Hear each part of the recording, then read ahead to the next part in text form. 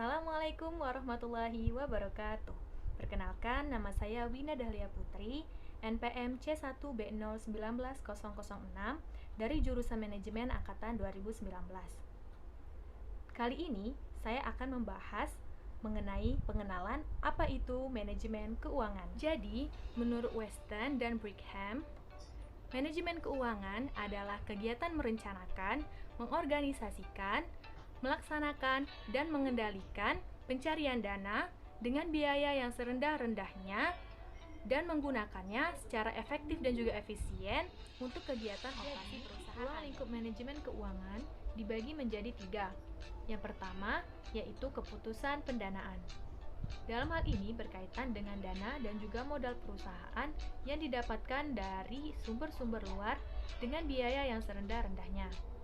Yang kedua adalah keputusan investasi, yaitu berkaitan dengan pengalokasian dana yang sudah didapatkan dari sumber-sumber luar tadi, yaitu bisa berupa investor-investor. Yang ketiga adalah keputusan pengelolaan aset, yaitu berkaitan dengan bagian manajemen yang akan mengelola aset perusahaan. Selanjutnya, kita akan membahas mengenai fungsi manajemen keuangan.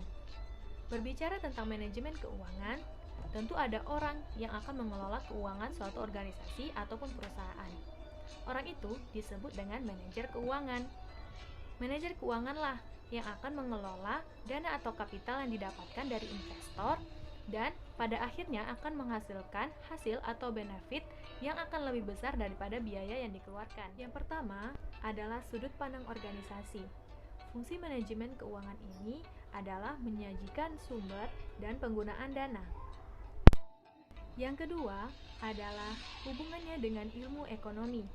Fungsi manajemen keuangan yang ini menyajikan penggunaan dana secara efisien dan juga output yang optimum. Yang ketiga adalah hubungannya dengan akuntansi. Fungsi manajemen keuangan yang ini adalah menganalisis laporan akuntansi dari berbagai sudut pandang. Yang keempat yaitu aktivitas-aktivitas kunci manajer keuangan. Nah, dalam hal ini ada 3 nih. Yang pertama yaitu menyajikan analisis keuangan dan perencanaan. Kedua, membuat keputusan-keputusan investasi. Dan yang ketiga yaitu membuat keputusan-keputusan pembiayaan. Dan fungsi manajemen keuangan yang terakhir yaitu peranan manajer keuangan dalam manajemen kualitas total atau yang biasa kita kenal dengan TQM, yaitu memberikan informasi keuangan kepada manajemen untuk mengambil keputusan dalam hal perbaikan kualitas secara terus-menerus. Nah, setelah berbicara mengenai ruang lingkup manajemen keuangan dan juga fungsi manajemen keuangan, sekarang kita akan membahas apa sih tujuan dari manajer keuangan itu. Jadi, yang pertama yaitu untuk memaksimumkan laba perusahaan. Yang kedua, memaksimumkan kekayaan pemegang saham. Dan yang ketiga adalah memaksimumkan kekayaan pihak-pihak yang berkepentingan. Tujuan perusahaan tentu akan sama dengan tujuan pemilik perusahaan, yaitu untuk mencari laba. Oleh karena itu, perusahaan disebut juga dengan organisasi pencari laba.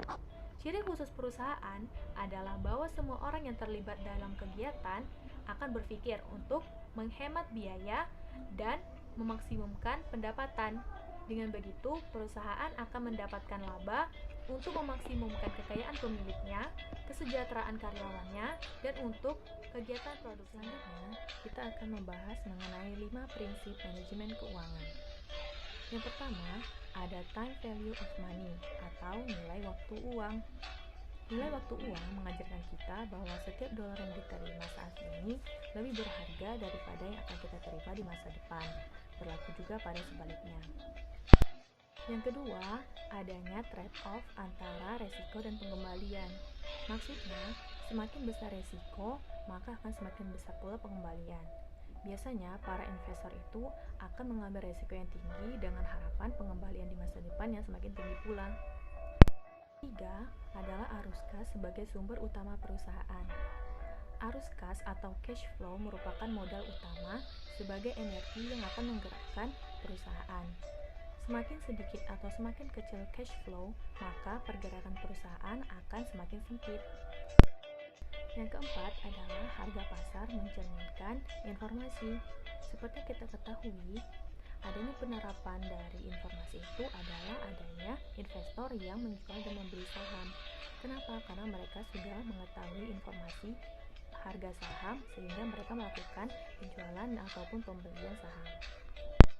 Dan yang kelima adalah individu respond to incentive, atau setiap individu itu akan bersemangat jika ada imbalan yang akan mereka terima dari apa yang mereka lakukan. Jadi itu akan memacu semangat mereka untuk terus melakukan kegiatan yang akan berguna untuk perusahaan. Terakhir yang akan saya bahas adalah mengenai bentuk-bentuk organisasi bisnis atau badan usaha. Jadi ada 3 badan usaha yang ada. Yang pertama itu adalah perseroan terbatas atau PT. Yang kedua adalah persekutuan, dan yang ketiga adalah kepemilikan perseorangan. Ketiga bentuk badan usaha di atas memiliki laporan keuangan yang berbeda. Kenapa? Karena model kepemilikannya berbeda. Ada PT, ada kepemilikan perseorangan, dan ada yang persekutuan. Masing-masing memiliki modal awal yang berbeda. Tentu akan memiliki laporan keuangan yang berbeda. Tetapi tujuannya adalah sama, yaitu untuk memberikan informasi baik untuk di dalam perusahaan, yaitu seperti kepada manajemen perusahaan dan juga di luar perusahaan, baik itu kepada investor, pemegang saham, pajak, dan lembaga keuangan dan yang lainnya. Sekian video saya mengenai gambaran apa itu manajemen keuangan. Semoga teman-teman bisa paham dan juga mengerti tentang apa yang saya sampaikan. Assalamualaikum warahmatullahi wabarakatuh.